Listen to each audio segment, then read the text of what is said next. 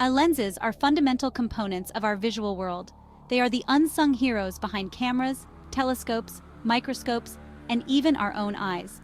These curved pieces of glass or plastic possess the remarkable ability to bend light, shaping how we perceive the universe around us. Through the magic of refraction, lenses can focus light, creating images both real and virtual. From the grandest galaxies billions of light years away to the tiniest cells that make up our bodies, lenses empower us to extend our vision beyond the limitations of the naked eye. They are the windows to the cosmos and the microscopic realm, revealing hidden wonders and unlocking the secrets of the universe. To understand how lenses work, we must first grasp the concept of refraction. Refraction is the bending of light as it passes from one medium to another, such as from air to glass. This bending occurs because light travels at different speeds in different mediums. When light enters a denser medium like glass, it slows down.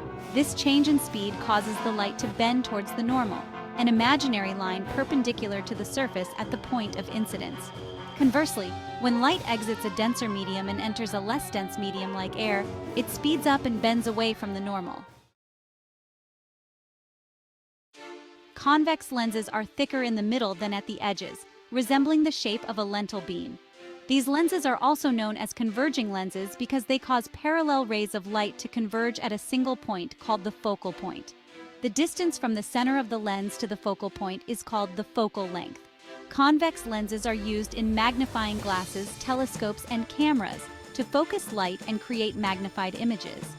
When an object is placed beyond the focal point of a convex lens, a real, inverted image is formed on the opposite side of the lens. Concave lenses, on the other hand, are thinner in the middle than at the edges.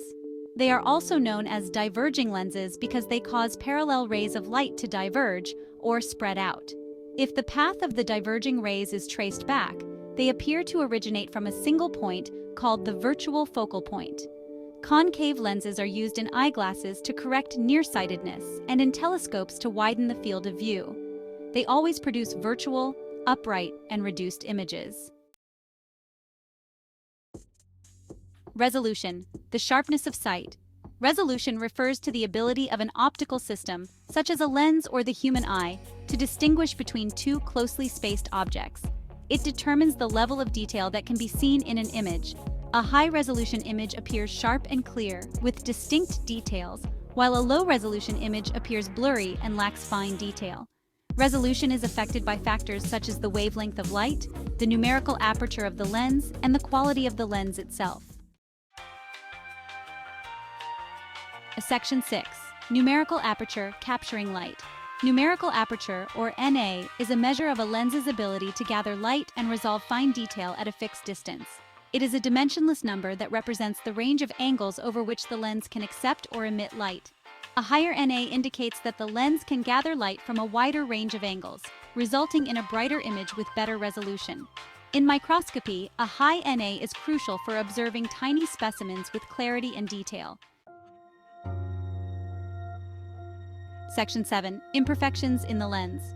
While lenses are remarkable tools for manipulating light, they are not perfect.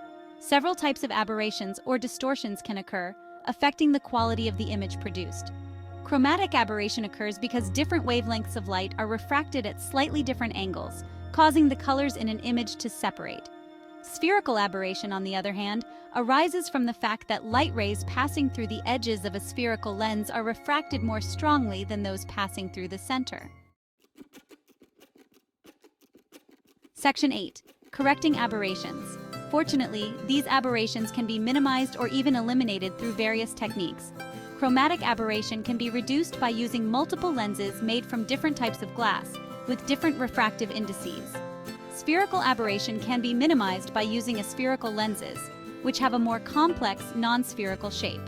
These corrective measures are essential for achieving high-quality images in optical instruments, such as telescopes, microscopes, and cameras. Section 9. Magnifying the microscopic world.